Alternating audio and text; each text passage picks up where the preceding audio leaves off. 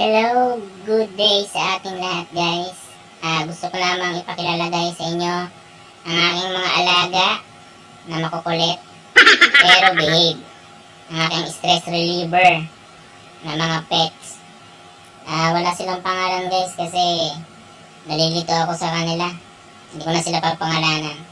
Ayun guys, naglinis tayo ng kulungan nila kasi para laging maayos sila dyan, hindi magulo.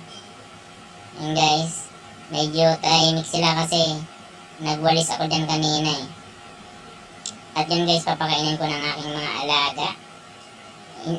Ang pinapakain ko pala guys, ewan ko kung ano to, basta parang concentrate to guys sa manok. Yan lang guys kasi medyo hindi pa tayo nakakaluwag-luwag guys. Bale guys, yung iba yan guys nasa taas. Yan muna yung iniwan ko dyan kasi yan mga mababait yan. Yung mga anak nila malilikot, baka makawala. So yan muna guys, sila muna ang papakainin ko. Mamaya ko na pakainin yung mga anak nilang makukulit na. Ayan guys, si 4 yung kulay itim. Actually guys, kaya pinangalanan ko siyang 4. Bali kasi nanonood kasi ako sa YouTube, tapos nakita ko yung black na kalapate kay punong ministro si 4. So yun guys, pinangalanan ko siyang 4. Bali, medyo matagal-tagal na din to sa akin. Siguro mag-ano na to, mag-6 na buwan.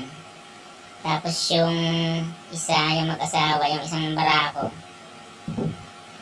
mag-iisang taon na yun sa akin guys. Bali, binili ko lang yun dyan guys sa Pasig Palengke.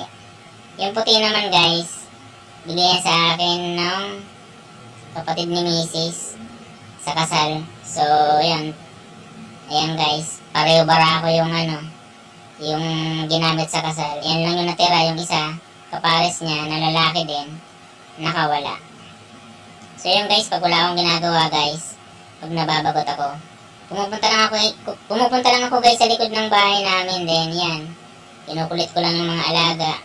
Ito paano nawawala yung guys, yung mga stress.